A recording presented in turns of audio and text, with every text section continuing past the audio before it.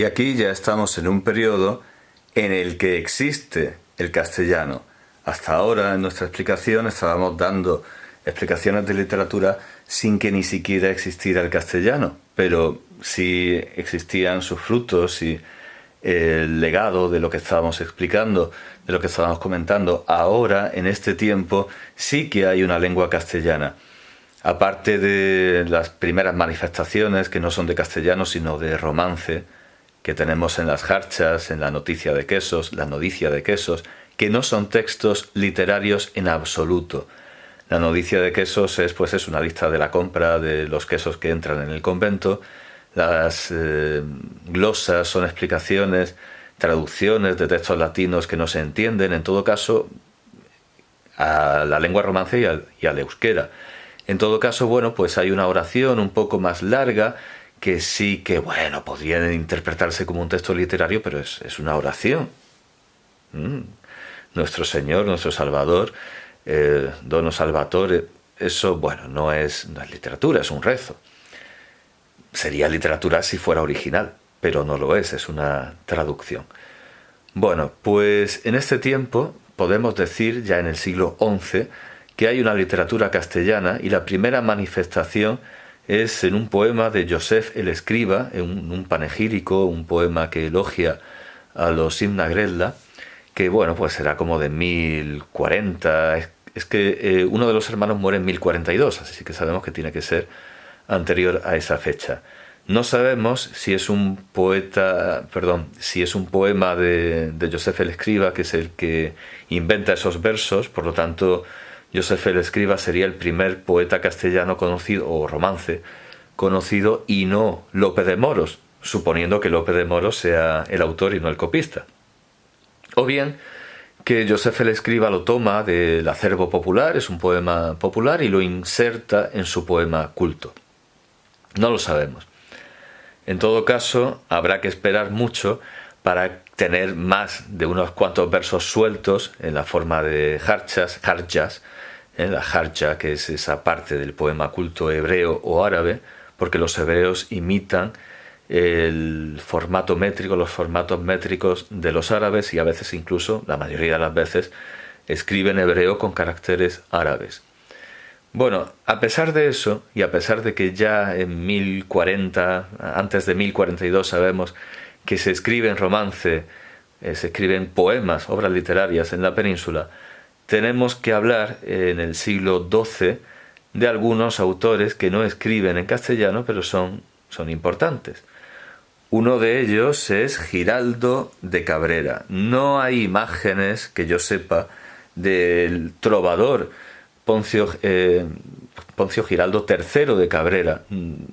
No me consta que haya, pero sí la hay de su padre. Entonces vamos a ver, para identificar un poco su mundo, una imagen de su padre, que es que tiene una cabra en el escudo.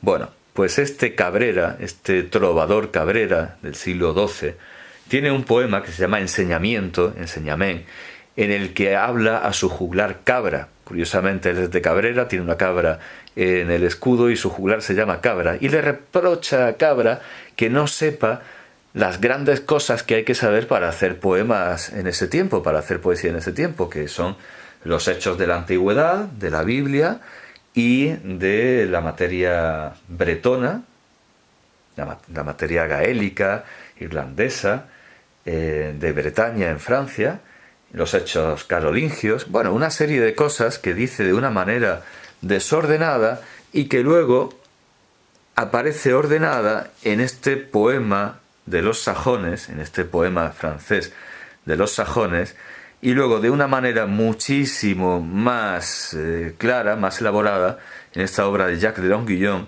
Los votos del pavón. ¿Qué es esto de los votos del pavón? Un voto es un juramento, y los votos del pavón eran unos votos que se hacían encima de un pavo real, que se llamaba pavón, porque como no se había descubierto América, no se conocía el pavo, lo que nosotros conocemos como pavo, que es en realidad el guajolote, ¿no? Y solo se conocía ese pavón, que era el real. O sea, el único pavo que había era el real. Y se comía, por supuesto. Y se juraba sobre él. Bien, pues esta obra se tradujo a muchas lenguas, incluyendo el castellano, y parece ser que era una de las obras más importantes de nuestra literatura, según dice en su carta proemio al condestable de Portugal, don Pedro de Portugal, el Marqués de Santillana. Según el Marqués de Santillana, esta obra era fundamental para la literatura castellana, la traducción de Longuillón, pero se ha perdido. Bueno, pues en estos votos del Pavón, Longuillón habla de los 9 de la fama, los 9 de la fama, 3 héroes de la antigüedad, 3 héroes bíblicos y 3 héroes medievales de las cruzadas, del periodo carolingio, del tiempo de Carlomagno, que son sobre los que se van a cantar las grandes gestas de la Edad Media, especialmente, muy especialmente sobre uno de los héroes de la antigüedad, que es Alejandro Magno, que da nombre a un tipo de verso, el alejandrino, de 12 sílabas en Francia, porque allí la gesta de Alejandro, escrita por Alejandro de Vernet, casualmente, tiene 12 sílabas, y de 14 en España, porque el libro de Alexandre, de principios del siglo XIV, siglo XIII, más bien siglo XIII, por supuesto, siglo XIII, que se atribuye, pero puede ser su copista, a Juan Lorenzo Segura de Astorga, pero que bueno, antes se atribuyó a Gonzalo de Berceo y no puede ser de Gonzalo de Berceo. Pues ese verso de ese libro, del poema de Alexandre, uno de los primeros poemas de lo que se llamó Mester de Clerecía, tiene 14 sílabas, 7 y 7. Está dividido el verso por un hemistiquio, es decir, stijos significa en griego verso, hemistiquio, lo que parte 2 versos, que suman 14. Esa estrofa de 4 sílabas, que se llama tetrástico, tetra 4, sticos, de stijos verso, tetrástico monorrimo, o cuadernavía, domina durante un tiempo en España. Y su modelo, pues como digo, es una de las historias de uno de estos, de los 9 de la fama, que es Alejandro. Es el verso alejandrino, de 14 sílabas en España, 12 en Francia. Por eso, en Asterix y Cleopatra, cuando se presenta un sabio de Alejandría, Panoramix, se presenta con un verso de 12 sílabas en francés, y Panoramix dice, es un alejandrino. Pero en España, claro, se tiene que presentar con un verso de 14, y así sí es un alejandrino en España. Bien, pues estos son los 9 de la fama que informan la gran materia literaria de la Edad Media. Con lo cual, la Edad Media es realista, es luminosa.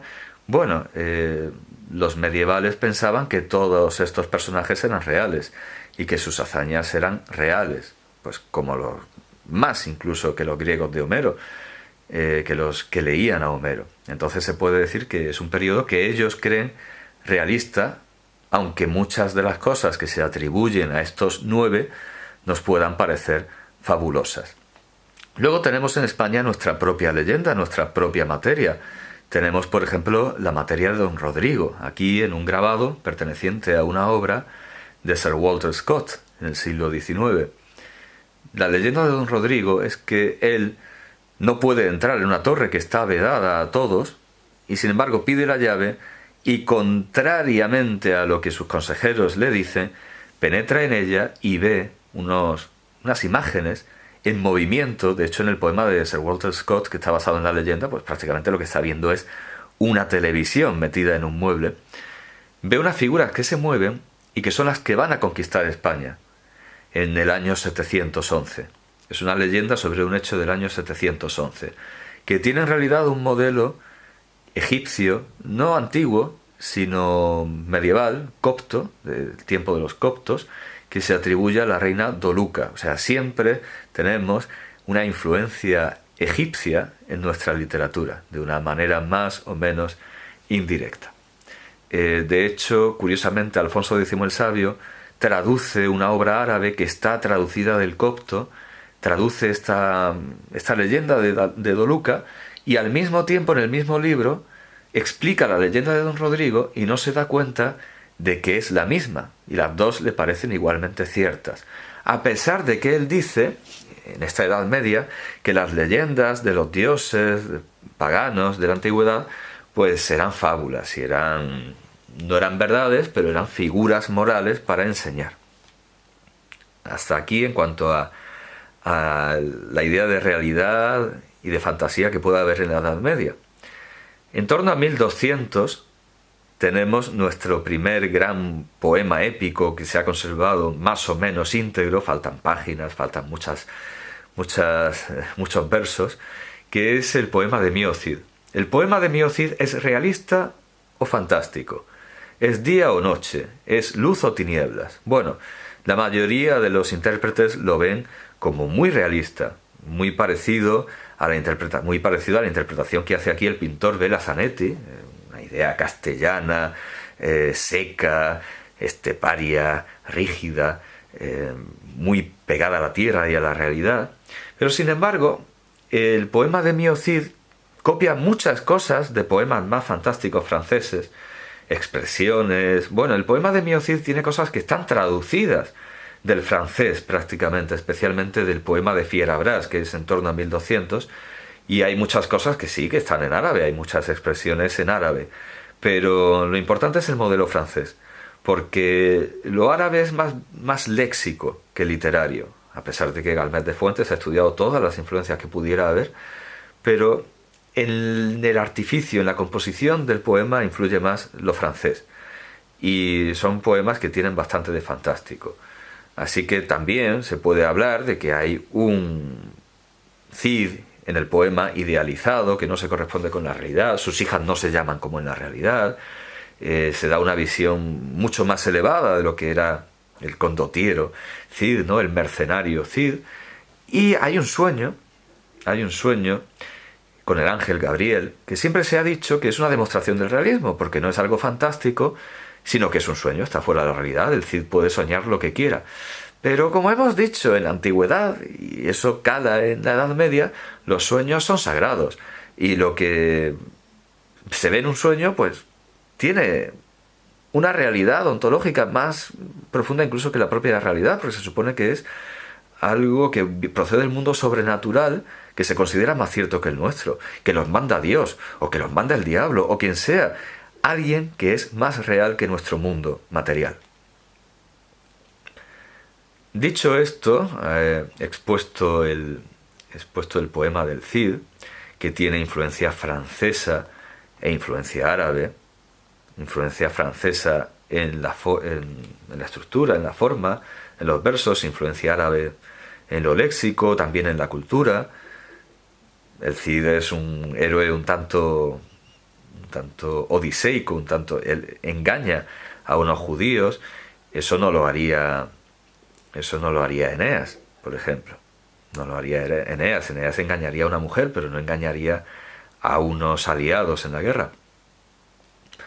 Pues tenemos a otro gran hombre, podemos decir que determina otro periodo de la literatura, que es Guillaume de Lorris, Guillermo de Lorris, el autor del Roman de la Rose, el Romance de la Rosa, romance como poema narrativo extenso, que, bueno, pues introduce el sueño, otra vez, el sueño alegórico. Su obra, por cierto, me quito un poco para que veamos que él está escribiendo y que hay gente ahí mirando a ver qué escribe.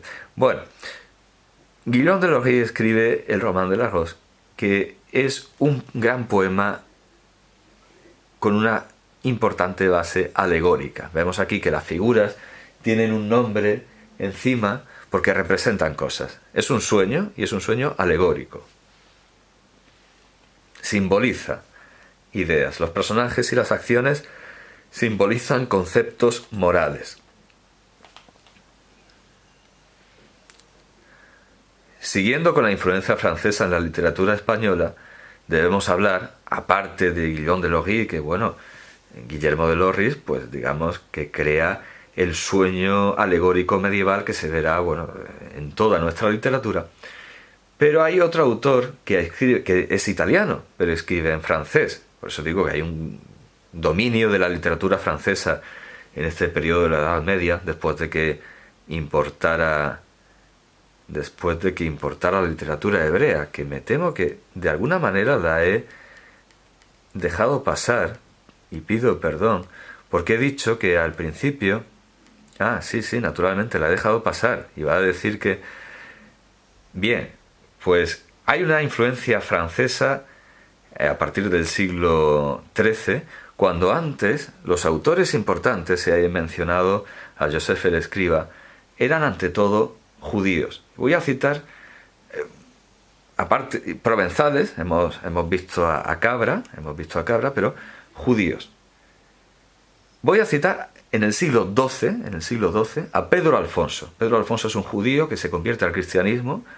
Los judíos en la Edad Media tenían que llevar un gorro puntiagudo. Entonces, en esta miniatura, Pedro Alfonso no es el del gorro puntiagudo, porque se ha convertido al cristianismo. Es todo lo contrario, es el cristiano Pedro que intenta convencer al judío, que no es ni más ni menos que el mismísimo Moisés, de que abandone su religión y acepte el cristianismo, o sea, de batir al judaísmo en pro del cristianismo. Bueno, pues en el siglo XII una gran influencia literaria que va a haber en toda Europa es este Pedro Alfonso, que es autor de la Disciplina Clerical, en la que usa los cuentos al estilo de Esopo, los cuentos orientales que se habían ido ya a la India con los cínicos y habían vuelto, pues usa esos cuentos para adoctrinar, en el sentido de educar, para instruir. Bien, en el siglo XII.